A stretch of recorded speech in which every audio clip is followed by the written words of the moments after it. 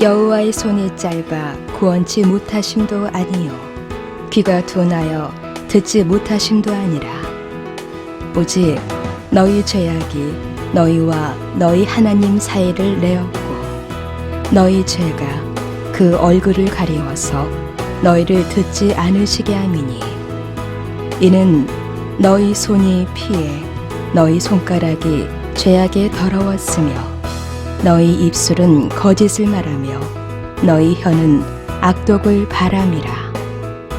이사야 59장 1절로 3절. 하나님과 사람 사이에 가장 큰 문제는 무엇인가? 바로 죄입니다. 죄. 아담이 범죄하기 전에는 하나님과 교제했고 또 하나님과 대화가 가능했습니다. 그런데 아담이 범죄함으로 말미암아 하나님에게서 쫓겨나고 이제 에덴에서 쫓겨났고 그리고 하나님과 사이가 벌어지게 된 것입니다. 여기에 오직 너희 죄악이 너희와 너희 하나님 사이를 내었고 너희 죄가 그 얼굴을 가리워서 너희를 듣지 않으시게 하매니 그 죄로 인해서 하나님과 사이가 벌어지고 죄로 인해서 이제 하나님의 얼굴을 가리우게 되었다 그런 말씀입니다. 얼굴을 가리웠다는 것은 교제가 끊어진 것입니다. 그리고 그 결과 많은 죄가 발생하게 된 겁니다. 이는 너희 손이 피해 너희 손가락이 죄악에 더러워졌으며 너희 입술은 거짓을 말하며 너희 혀는 악독을 바람이라. 선악과를 먹은 죄는 한 가지지만 그러나 그 죄로 인해서 하나님을 떠나게 되고 그 다음에 많은 죄가 이제 파생되고 그 죄 가운데서 사람이 살게 되는 것입니다.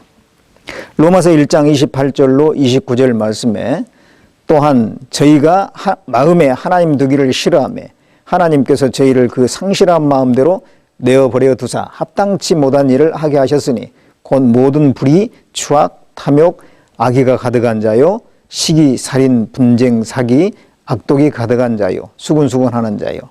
이 말씀에 보면 저희가 마음에 하나님 두기를 싫어함으로 곧 하나님을 떠남으로 이런 많은 죄들이 생기게 되었다라고 하는 것입니다.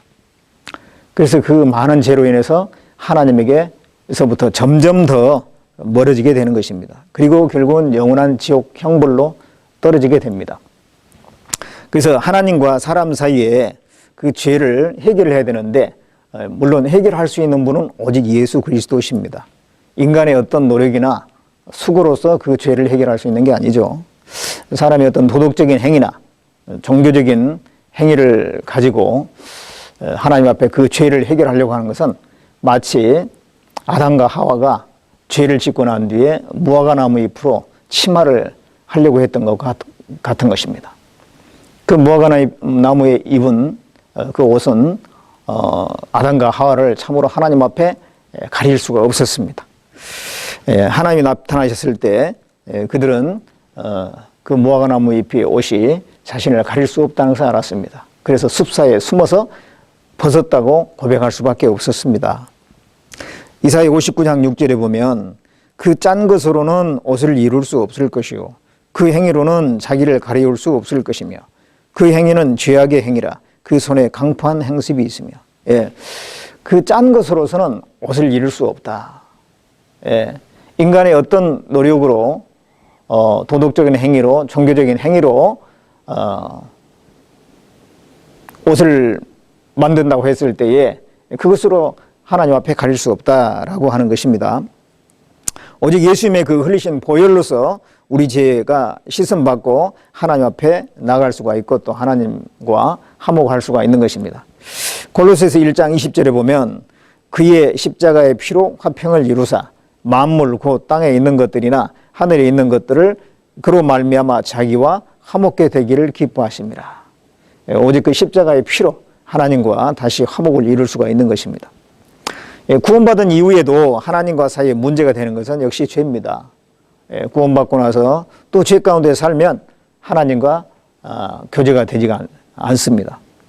요한일서 1장 6절로 7절 보면 만일 우리가 하나님과 사귐이 있다 하고 어두운 가운데 행하면 거짓말을 하고 진리를 행치 아니함이거니와 저가 빛 가운데 계신 것 같이 우리도 빛 가운데 행하면 우리가 서로 사귐이 있고 그 아들 예수의 피가 우리를 모든 죄에서 깨끗하게 하실 것이요. 하나님과 사귐이 있다 하면서도 어두운 가운데 행하는 것은 거짓말을 하는 것이다. 어두운 가운데서 죄 가운데서 결코 하나님과 사귐이 있을 수 없다는 얘기입니다. 그래서 죄 가운데 살게 되면 기도도 잘 되지 않고 그리고 신앙생활의 활력도 떨어지고 주님을 위해서 봉사하는 거나 전도하는 거나 어떤 것도 제대로 될 수가 없습니다. 점점점 하나님께서 멀어져서 세상 죄악 가운데 더욱더 빠질 뿐입니다. 그래서 하나님과 사이에 문제가 되는 죄를 버리고 돌이키고 교제를 회복해야 되는 것입니다. 이스라엘 민족들이 하나님께 죄를 지었을 때에 민족적인 재난이 임하게 됩니다. 물론 하나님께서는 그런 재난에서 건져줄 수 있는 능력이 있지만 그들이 참으로 죄에서 돌이키기 전에는 그 고통 가운데 내버려 두는 것입니다. 그 고통 중에 하나님께 부르짖고 참으로 죄를 돌이키고 회개했을 때 하나님께서 건져주십니다. 그와 같이 우리도 하나님 앞에 뭔가 거리끼는 것이 있고 잘못된 것이 있다면 그것을 자백하고 참으로 돌이켰을 때 하나님과의 그 관계 회복이 되는 것입니다. 잠언 28장 13절에 보면 자기 죄를 숨기는 자는 형통치 못하나 죄를 자복하고 버리는 자는 불쌍히 여김을 받으리라.